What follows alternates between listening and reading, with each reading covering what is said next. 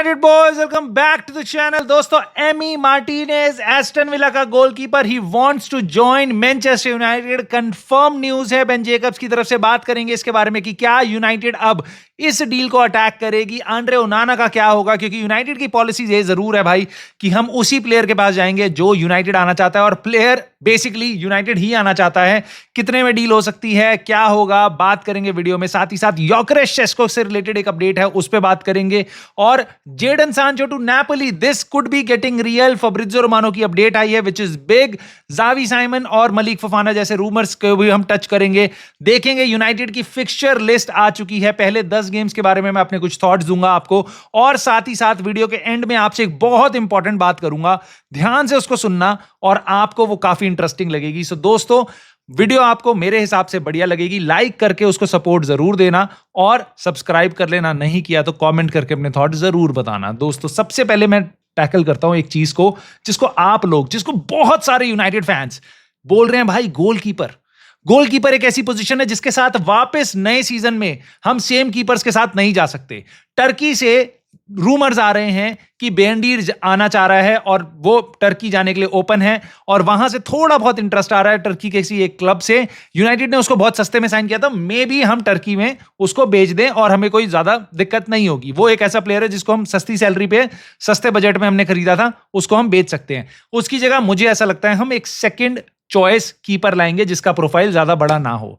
However, हमें Andre ओनाना को बेच के एक प्लेयर आराम से हम साइन कर सकते हैं, वो है एमी मार्टिनेज। देखो, फब्रिज़ियो रोमानो ने बहुत पहले बताया था कि वो छोड़ के जा रहा है। बेन जेकब्स ने बार बार बताया है कि एमी मार्टिनेज पूरा का पूरा वो प्रेफर कर रहा है यूनाइटेड की तरफ। He prefers to move to United, और वो सही में बेसिकली वो ड्रीम कर रहा है यूनाइटेड आने का। नाउ यू नो दिस कि यूनाइटेड की पॉलिसी अब ये कहती है कि भैया अगर कोई प्लेयर हमारे लिए ही आना चाहता है, हमारे पास ही आना चाहता है, तो जाके हम उसके क्लब से नेगोशिएट करेंगे। दैट डज नॉट मीन कि कोई भी प्लेयर कितना भी चाहेगा यूनाइटेड आना, हम सबके साथ जाके नेगोशिएट कर लेंगे। Fair point, right? हम सबके पास नहीं जाएंगे। प्रॉब्लम यूनाइटेड की ये है कि एक ऐसा कीपर है जो मेरे को लगता है रूबेन एमरिम को, यूनाइटेड के स्टाफ को, यूनाइटेड के प्लेयर्स को, ड्रेसिंग रूम में, he could be a leader, he could be a really amazing player.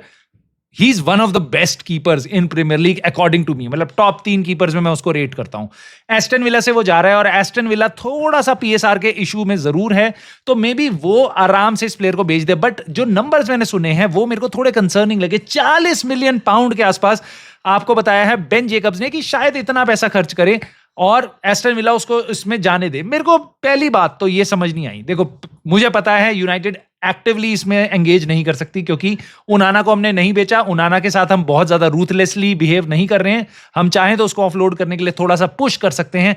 Financially हमारी ऐसी हालत नहीं है कि हम उस पर लॉस झेल पाए आंद्रे ओनाना के ऊपर। सो दिक्कत है। अब दिक्कत क्या है? दिक्कत आंद्रे ओनाना है, बट दूसरी दिक्कत यह है 40 मिलियन पाउंड किस हिसाब से एक 32-33 साल के गोलकीपर के लिए 40 मिलियन पाउंड एक फेयर प्राइस है मेरे ख्याल से। अगर आप मेरे से पूछो, बहुत अच्छा कीपर है बट वो जाना चाह रहा है, एस्टन विला को बेचना है, यूनाइटेड अगर वो हारेगा 20 मिलियन 25 मिलियन मेरे हिसाब से काफी सही अमाउंट है। अगर आपको 40-50 जाना है तो भैया आपको एलिसन और कोई ऐसा कीपर जो आपके साथ अगले 10 साल तक खेल ले, डिएगो कोस्टा में भी, उसके लिए 30-35-40 मिलियन तक आप जा सकते हो। 40 मिलियन इज टू मच, और मे भी शायद हम इस डील को करें ही ना। बट ये प्राइस सुन के मेरे को बिल्कुल भी फेयर नहीं लगा, और वापस मुझे ऐसा लगा यार यूनाइटेड में हम रैशफर्ड उनको 40 मिलियन में देने को तैयार थे। रैशफर्ड अकेला, एमी मार्टिनेज 8 सीजन में जितनी शर्ट्स उसने सेल नहीं करी हैं, एस्टन विला की सेल्स बढ़ा देगा वो अपनी बस शर्ट से ही। ठीक है, उसको देखने के लिए लोग आएंगे, उनकी फैन फॉलोइंग, और किसी भी क्लब में रैशफर्ड जाएगा, he will bring eyes to the club. Even if he goes to Barcelona, there will be so many more people that will start watching Barcelona, although they are a massive club, but still उनको देखना शुरू कर देंगे। और Rashford is a brand in itself. उसके लिए हम 40 million ले रहे थे। Another thing is वो 27-28 ईयर्स का है, इंटरनेशनली जा सकता है वापस इंग्लैंड के स्क्वाड में। इट इज नोवेयर कि भाई वो खत्म हो चुका है। नो, यूनाइटेड में उसका करियर खत्म हो रहा है। इसका मतलब ये नहीं है वो प्लेयर फिनिश हो चुका है। अगले 5 साल आपको टॉप गेम में वो मिल सकता है। उसके लिए 40 मिलियन इज समझ आता है। करके लिवरपूल साइन कर रही है 40 मिलियन में, यंग टैलेंट है, लेफ्ट बैक है। आई अंडरस्टैंड रैशफोर्ड के साथ एक और सिचुएशन है, उसकी सैलरी बहुत ज्यादा है, एमी मार्टिनेज की सैलरी बहुत ज्यादा नहीं है, राइट? बट 40 मिलियन मेरे हिसाब से is way too much. Again, अगर हम आंड्रे ओनाना को ऑफलोड कर पाए 30 मिलियन से ज्यादा, तो ये हम डील कर पाएंगे। प्रॉब्लम बस इतनी है कि हम किसी को सेल नहीं कर पा रहे, ये आप जानते हो दोस्तों। योकेरेश और सेस्को के बारे में खबर आ रही है, उसको टच करते हैं।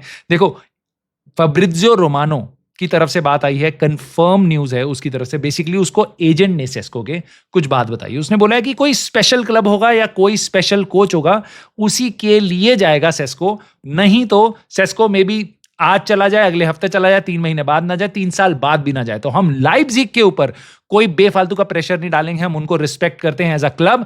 सो basically he is putting it out कि भैया हम कोई भी गंदा गेम नहीं खेलेंगे कि प्लेयर चला जाए स्ट्राइक पे, प्लेयर चला जाए ड्रामा करे। चुपचाप जब ट्रेनिंग का टाइम आएगा, हमारा प्लेयर वापस चला जाएगा ट्रेनिंग करने। सो कोई भी क्लब जो लेना चाहता है, जो लाइप्जिग की डिमांड है, बहुत ज्यादा अनरियलिस्टिक डिमांड नहीं है, 55-60 मिलियन यूरोस की है, which is less 50 million pounds के आसपास या उससे भी कम।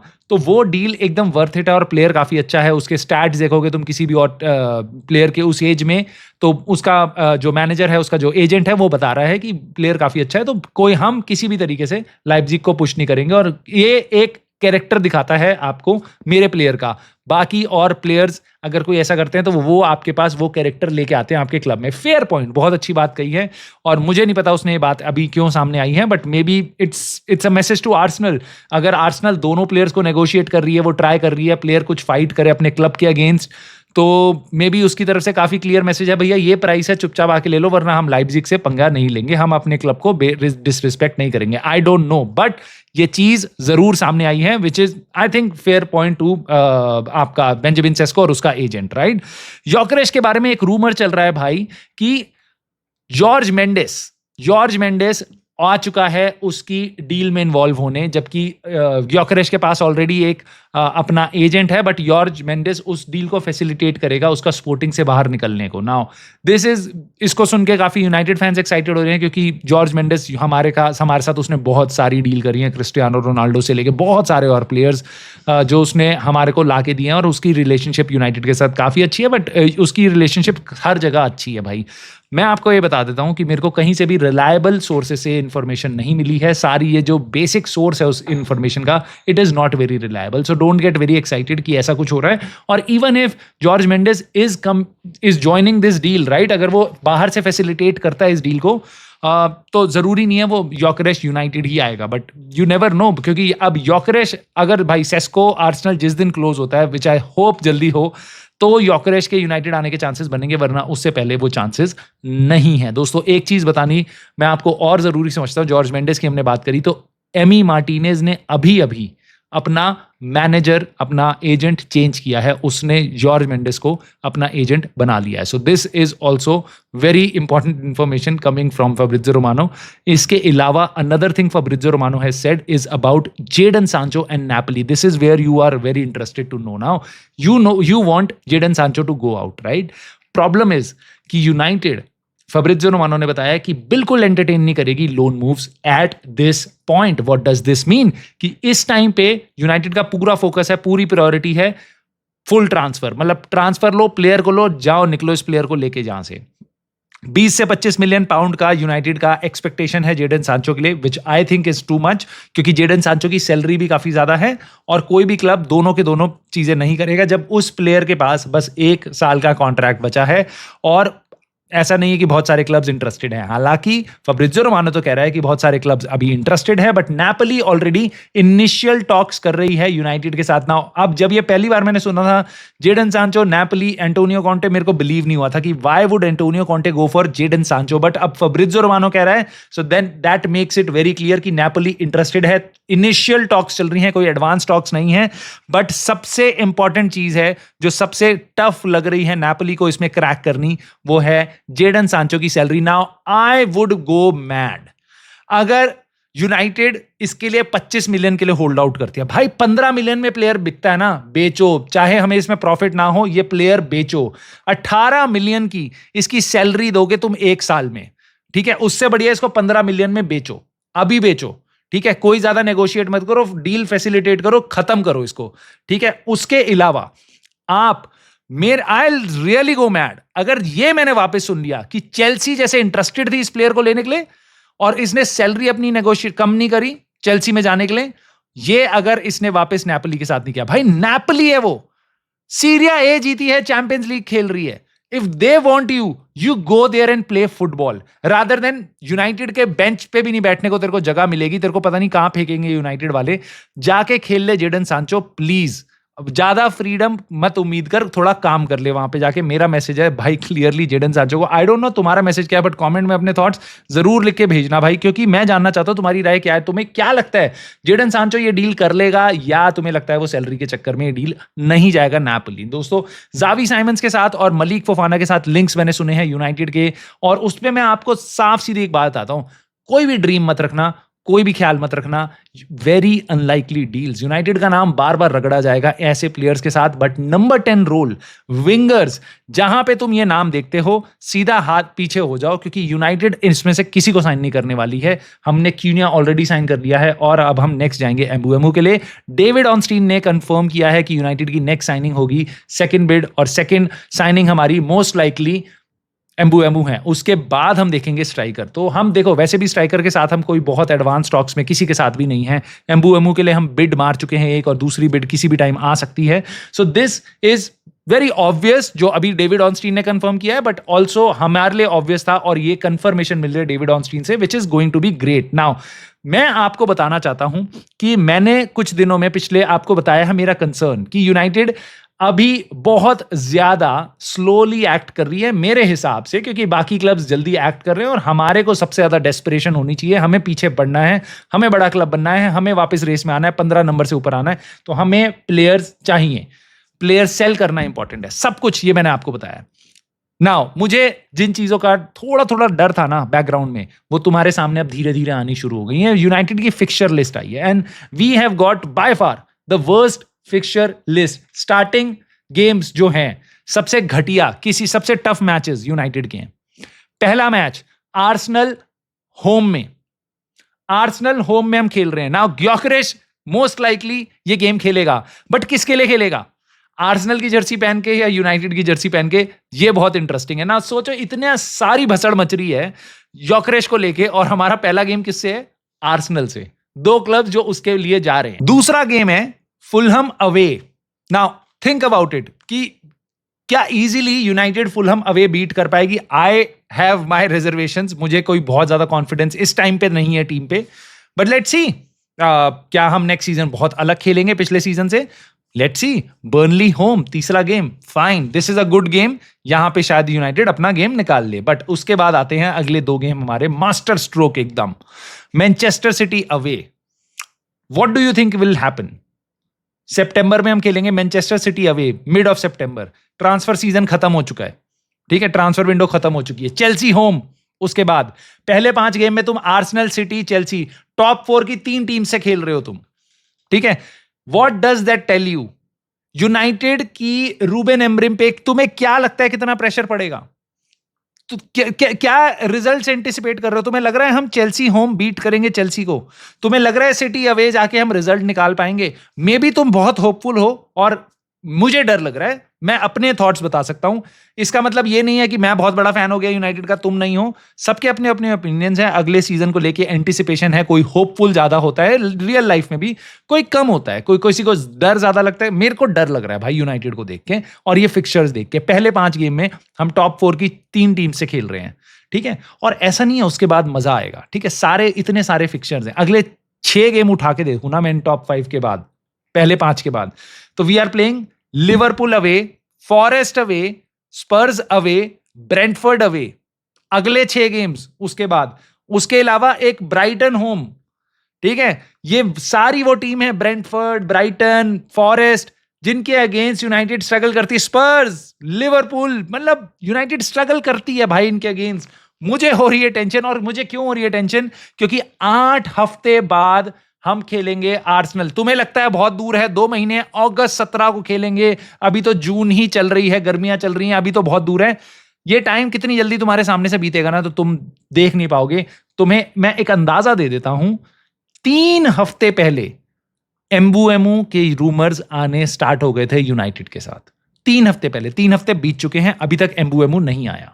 ठीक है, टाइम कैसे बीतता है ना, इसका अंदाजा देने के लिए मैंने तुम्हें ये एक्सपीरियंस दिया है कि एम्बुएमू 3 हफ्ते पहले हमने बात स्टार्ट करी थी एम्बुएमू के बारे में, और अभी तक एम्बुएमू नहीं आया। तुम्हें क्या लग रहा है 8 हफ्ते में हम कितने प्लेयर बेच देंगे, कितने प्लेयर खरीद लेंगे? रूबेन एमोरिम को कितना बड़ा स्क्वाड मिलेगा ट्रेनिंग के लिए? क्योंकि हम आज से 1 महीने बाद ऑलरेडी यूएस में हमारी टीम जा चुकी होगी। अगर यूएस जाने से पहले उसको उसके नए प्लेयर्स नहीं मिले तो then we are setting Ruben Amorim up for failure. सारे बड़े मैनेजर्स के पास उनका नए सीजन का स्क्वाड उनके साथ प्री सीजन ट्रेनिंग में जाएगा।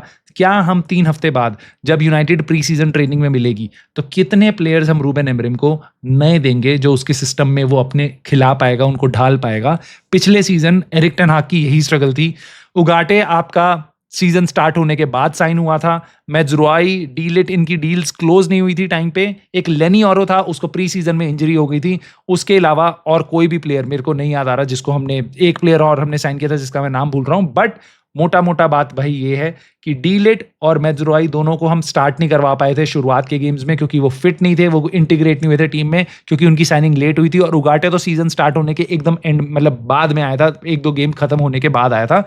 और तो ये स्ट्रगल है, ये स्ट्रगल है। पिछले मैनेजर ने स्ट्रगल करी, उससे पिछले साल स्ट्रगल थी, उससे पिछले साल स्ट्रगल थी, और अब मुझे दिखाई दे रहा है कि ये स्ट्रगल यूनाइटेड को वापस झेलनी पड़ सकती है। बट मैं आपकी राय जरूर जानना चाहूंगा, आपको कैसा लग रहा है ये फिक्चर लिस्ट देख के? Are you scared, are you hopeful? आपको लग रहा है कि कोई बात नहीं भाई, हम इस चीज को झेल लेंगे, शुरुआत में झेल लेंगे बट बाद में आसान हो जाएगी? या तुम्हें लग रहा है कि नहीं भाई, हो सकता है रूबेन एमोरिम पे काफी प्रेशर पड़ जाए? राइट नाउ मैं तुम्हें एक बात बताता हूं, अल हिलाल कि ये इंटरेस्टिंग बात थी जो मुझे तुमसे शेयर करनी थी। अल हिलाल और रियल मैड्रिड का मैंने मैच देखा, और मैंने तुम्हें पहले ही बताया था I would be really curious to see this match, क्योंकि मुझे देखना है जो सऊदी लीग का, ठीक है, सऊदी अपनी लीग का जहां पे बहुत सारे प्लेयर गए हैं, उनके लिए club world cup is massive, उनके लिए बहुत मैसिव है, क्योंकि they want to put out a statement and they are playing biggest, one of the biggest clubs in the world, Real Madrid. They literally outplayed Madrid, although game 1-1 draw हुआ है और real Madrid ने एक penalty भी miss करी है Valverde ने, but भाई Al Hilal really outplayed Real Madrid. They were the more dominating force. They had the possession. They were attacking. They were creating chances, and they were all over Real Madrid. मैं ये नहीं कह रहा Real Madrid की एकदम ले ली उन्होंने, but they were a better team if you watch this game, right?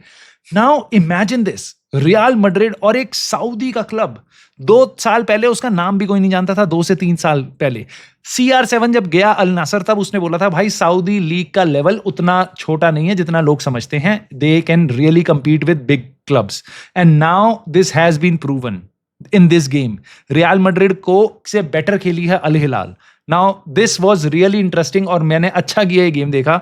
और भाई मैं तुम्हें ये बताता हूं, तुमसे एक सवाल पूछता हूं, अल हिलाल ने 2 से 3 साल में, जिससे पहले वो कुछ भी नहीं थे, कैसे अपनी टीम सेट कर दी? कैसे करी वो उन्होंने अपनी टीम सेट, इस लेवल तक ले गए, इतनी ग्रोथ ले ली? ऑफ कोर्स उन्होंने पैसा बहाया है, उन्होंने प्रॉब्लम्स पे पैसा फेंका है, प्रॉब्लम्स पे पैसा फेंका है। तुम्हें क्या लगता है उन्होंने कैसे टीम खड़ी करी है? By throwing money, by buying the best talent that they could get. ठीक है, लॉट्स ऑफ रिजेक्शन अभी भी हो रहे हैं उनके साथ, ब्रूनो फर्नांडिस, मो साला और बहुत सारे और players, but they have been trying to get the best talent, not by sacking the staff, not by building slowly. ठीक है, अगर स्लोली तुम चीजें बिल्ड करोगे तो तुम तो धीरे धीरे बिल्ड करोगे, बट बाकी टीमें तुमसे आगे पहुंच जाएंगी। ये बिल्कुल एक लेसन लर्न है भाई। चेल्सी को देख लो, सिटी को देख लो, PSG को देख लो, सारी टीमें तुम्हारे सामने शुरू हुई, पैदा हुई 2005 के बाद से पैदा हुई, 2003, 4, 5 के बाद से पैदा हुई। इन्होंने सबने जब जब पैसा आया, इन्होंने पैसा बहाया है, उसके बाद ये चैंपियंस लीग जीते हैं, उसके बाद ये लीग्स जीते हैं, उसके बाद इन्होंने डोमिनेशन दिखाई है। पैसे के बाद यूनाइटेड ऑपोजिट डायरेक्शन में जा रही है, हम पैसे बचाने की कोशिश कर रहे हैं। ये सुन के मेरे को सही नहीं लगता, बट एक चीज मन में ख्याल आता है और मुझे अपने थॉट्स यहां पे जरूर बताना भाई, ये इंटरेस्टिंग पार्ट है। डू यू एवर वंडर कि कैसा होता अगर हमारे पास कोई रिच ओनर होते? I wonder and I want to create a video out of it. और मैं सोचना चाहता हूं कि यूनाइटेड एक नई ओनरशिप में, एक रिच ओनरशिप पे कैसी होती। सो अगर इस वीडियो को जो आप देख रहे हो, इसको ज़्यादा प्यार देते हो, 200 से ऊपर लाइक्स आते हैं, 50 से ऊपर कमेंट्स आते हैं, 10 से ऊपर सब्सक्राइबर्स आते हैं, तो मैं आपके लिए एक नई वीडियो लाऊंगा अगले ही कुछ दिनों में। सो प्लीज़ सपोर्ट करना इस वीडियो को, अपने कमेंट करके थॉट ज़रूर बताना, and I will see you soon in the very next video.